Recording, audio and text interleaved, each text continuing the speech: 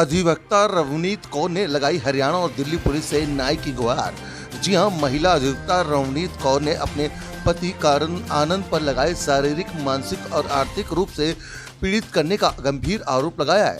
पीड़िता अधिवक्ता ने पति करण आनंद पर झूठी शादी करने, शादी से पहले 1 साल तक लिविंग रिलेशन में रहकर दोनों के साथ रहना और करण के परिवार के साथ मिलकर धोखाधड़ी का आरोप लगाया है। रवनीत कौर ने बताया कि प्रार्थना निजी गुरुग्राम से सेक्टर 29 से शिकायत देने के बाद सेक्टर 29 के बाद साथ ही साथ कापासेड़ा के अंदर दिल्ली पुलिस को इसकी शिकायत दी गई। वहीं उसके परिवार के खिलाफ कोई कार्रवाई नहीं पुलिस द्वारा नहीं हुई। वहीं 3 लाख रुपए लेकर मामले से समझौता करने का भी दबाव बनाया जा रहा है। आर्य समाज मंदिर में शादी के बाद से ही करण आनंद कथित पति की कहीं गायब हो गया है। काफी तलाश किया गया, उसके बावजूद भी जो है रवनीत कौर को अभी तक जो है वो नहीं मिला। वहीं आपको बता दें कि करण आनंद कथित जिस तरीके से गायब हुआ उसकी तलाश में रवनीत कौर ने बताया कि दिल्ली के द्वारका थाने में मेरे द्वारा 498A मानसिक पीड़ा का मामला दर्ज 2016 में कराया गया था, लेकिन पुलिस ने कोई उचित कार्रवाई नहीं करी। वहीं करण ने मेरे खिलाफ कोर्ट के द्वारा FIR दर्ज करवाने का दबाव डाला है। पुलिस मुझ पर लगातार समझौता करने का दबाव डाल रही है। वहीं पीड़िता की जुबानी में आपको सुना रहे हैं कि किस तरीके से उसको इस समय जो सिचुएशन है उससे गुजरना पड़ा है। जी हाँ, जहाँ एक तरफ 7 साल हो चुके हैं इस पूरे मामले को लेकर, वहीं पीड़िता को अभी भी इंसाफ है कि लग रहा है, उम्मीद है, क्योंकि खुद ही जो पीड़िता है वो भी पेशे से वकील है, लेकिन उसके बावजूद भी जो है उसको इंसाफ नहीं मिल पा रहा। अब देखना होगा कि हरियाणा पुलिस या दिल्ली पुलिस कब पीड़िता को इंसाफ दिला पाएगी। कब से आप लोग जो है थाने के चक्कर लगा रही हैं, क्या वजह, क्या क्यों लगा रही हैं? ये तकरीबन 7 साल हो गए हैं और रीज़न यही था कि जब मैटर स्टार्ट हुआ तो वो एक कंप्लेंट से स्टार्ट हुआ कि बंदे ने शादी के वादे किए और भाग गया। उसके बाद से लेके अब तक शादी हो गई 3 जनवरी 2015 को, लेकिन उस तब से लेके अब तक बंदा बिल्कुल अंडरग्राउंड है। I have no idea where he is residing. और जो कोर्ट में वो एड्रेस देता है उन एड्रेस पे कोई लेटर भेज के देख लो, कोई मोबाइल नंबर जो उसने दे रखे हैं उस पर अगर कांटेक्ट करे तो वो फ़ोन उठाता नहीं है। तो बेसिकली बात यह है कि मुझे कुछ आइडिया नहीं कि वो कहाँ पे, लेकिन उसने कोर्ट में केस डाल रखा है, वहाँ पे वो आता है। आप कानून की जानकार खुद हैं, कब आपकी उससे मुलाकात हुई और शादी जो हुई वो कहाँ पे हुई थी? मेरी उससे मुलाकात हुई थी जुलाई 2014 में और उसके बाद हमारी मतलब एक रिलेशनशिप स्टार्ट हुआ शादी के वादों को लेकर के, पर शादी उसने नहीं करी और वो भाग गया। मतलब फिजिकल रिलेशंस बनाने के बाद वो भाग जाता है और उसके बाद मैं जब से लेके अब तक उसको ट्रेस ही कर रही हूँ। I am trying to find him. होता क्या है, 2014 में जब हम लोग मिलते हैं तो ये तकरीबन अगस्त तक हमारी अच्छी दोस्ती रहती है। अगस्त में फिर एक कंप्लेंट देती हूँ मैं पुलिस स्टेशन में। सेक्टर 29 पुलिस स्टेशन था गुड़गांव का, जहाँ पे मैंने कंप्लेंट दी और 3-4 महीने तकरीबन मुझे डेली पुलिस स्टेशन बुलाया जाता, वहाँ पे बिठाया जाता, काउंसलिंग की जाती, लेकिन कोई भी मतलब सोल्यूशन नहीं निकला। FIR दर्ज नहीं हुई। उसके बाद 3 जनवरी 2015 को, 2 जनवरी 2015 को जब इन्होंने ये बोला कि आज हम फाइनली FIR दर्ज करते हैं, तब लड़के ने 3 जनवरी 2015 को मुझसे शादी कर ली और उस तब से लेके अब तक वो फिर से गायब है। बीच में वो 3-4 महीने के लिए मेरे साथ रहा, बट उस दौरान उसने डोमेस्टिक वायलेंस के इतने इंसिडेंट करे जिसकी मैंने हर थाने में कंप्लेंट दी, जहाँ जहाँ भी हम रह रहे थे, कापरसेड़ा, DLF फेज 3, हर जगह पे कंप्लेंट दी, लेकिन आज तक कोई कार्रवाई नहीं हुई। कापरसेड़ा थाने में आपने कब FIR दर्ज कराई है? कापरसेड़ा में ये FIR दर्ज हुई थी द्वारका से, तब मैं द्वारका में रह रही थी। FIR दर्ज हुई है 2016 में।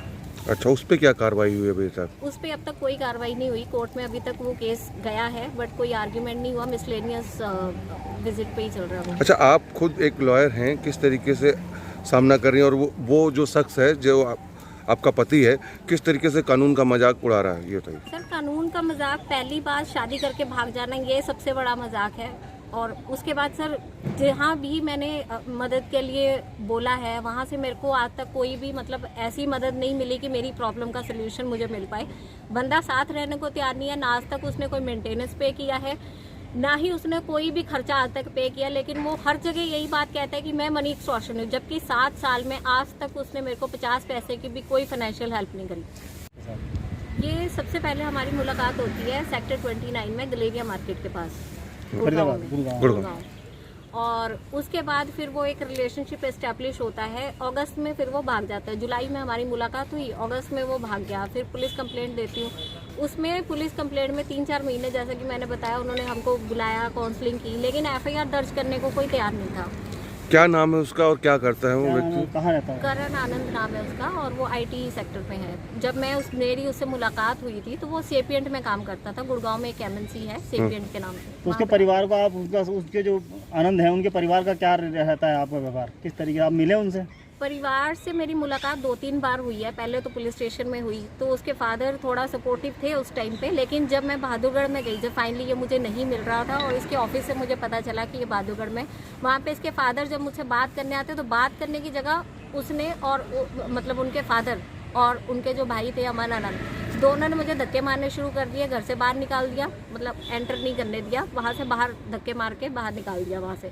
और वहाँ पे उसके बाद 20-25 लोग इकट्ठे हो जाते हैं जिन्होंने मुझे एक इलेक्ट्रिक पोल के साथ बांधा और वहाँ पे टॉर्चर करना स्टार्ट हुआ। अटेम्प्ट टू मर्डर होता है, लेकिन वहाँ पे बहादुरगढ़ सेक्टर 9 में पुलिस ने कोई कार्रवाई हमारे पक्ष में नहीं की। लॉयर हैं और कितना दिक्कत हो रही है आपको, क्योंकि वकील हैं आप, लेकिन उसके बाद भी मदद नहीं हो पा रही। किस तरीके से आपको, किस तरीके से आप लोग फेस कर रहे हैं इन दिक्कतों को? सर दिक्कतें देखो, ये है कि लॉ एक प्रोसेस होता है, एक कुछ प्रोसीजर्स होते हैं जो फॉलो करने होते हैं, बट जब मैं उनकी कार्रवाई देखती हूँ कोर्ट के अंदर, वो बिल्कुल ही एक abuse of power and process आप कह सकते हो कि लॉ का तो बिल्कुल मजाक उड़ा दिया है। थाने के अंदर, पुलिस स्टेशन के अंदर या कोर्ट के अंदर जो भी वो डॉक्यूमेंट लगाते हैं, कोई भी उसको वेरीफाई ही नहीं करना चाहता। उसने कुछ एफआईआर उठाई, कहाँ से उठाई, आई हैव नो आइडिया, लेकिन कोर्ट में भी उससे ये क्वेश्चन नहीं पूछा गया कि ये एफआईआर तुमको कहाँ से मिली, क्योंकि सेक्सुअल हरासमेंट की जितनी भी कंप्लेंट्स होती है वो किसी को भी फिजिबल नहीं है। Nobody can have access to this.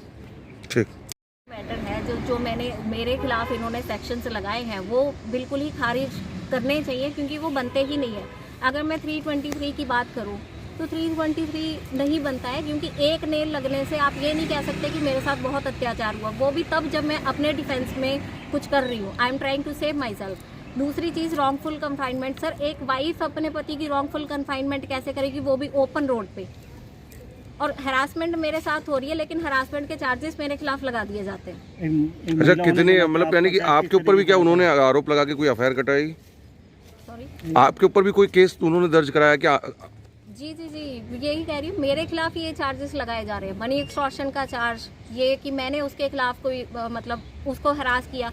हालांकि मेरे पास ऐसी फ़ोटोज़ हैं जो मैं आपको अभी भी दिखा सकती हूँ कि उसने मेरे साथ डोमेस्टिक वायलेंस होता है। मैं खुद को बचाने की कोशिश करती हूँ और वो वीडियोस ऐसे क्रिएट कर लेता है उस समय बिल्कुल चालाकी से कि भाई मेरे साथ डोमेस्टिक वायलेंस हुआ, और उसने वही सारे एविडेंसेस फेक बना करके कोर्ट के अंदर लगा दिया। नोबडी इज क्वेश्चनिंग हिम कि तुमने ये जो एविडेंस क्रिएट करे उस समय तुम खुद को बचा रहे थे या मोबाइल ऑन करके तुम वीडियो बना रहे थे। और सर बहादुरगढ़ में भी यही चीज़ होती है। बहादुरगढ़ में भी इसने कुछ ऑब्जेक्शनेबल वीडियोस बनाए। हालांकि मेरे साथ वहाँ पे इतना सारा अत्याचार हो रहा है, अटेम्प्ट टू मर्डर मेरे खिलाफ हो रहा है, लेकिन वहाँ पे मुझे ये धमकी दी जाती है, हम तुम्हारे खिलाफ एफआईआर बना देंगे अगर तुम यहाँ से नहीं गई, कि तुमने घर में तोड़ फोड़ करी। किस तरीके से कानून आपकी मदद करे और किस तरीके का इंसाफ आप चाहती हैं? सर मेरी प्रशासन से मांग यही है कि ये जो फॉर्जरी कर रहा है हर जगह पे, जो उसने पावर और पैसे के साथ जो उसने ये चीज़ें करी है, मेरे साथ सेक्सुअल हरासमेंट करा रहा है अलग अलग बंदों को पॉइंट करके, उसके खिलाफ उसकी एफआईआर दर्ज की जाए for the abuse of power and process. जो उसने मेरे साथ सेक्सुअली हरासमेंट कराई है मेरी वर्क प्लेस पे, उसके खिलाफ एटलीस्ट एक एफआईआर दर्ज की जाए।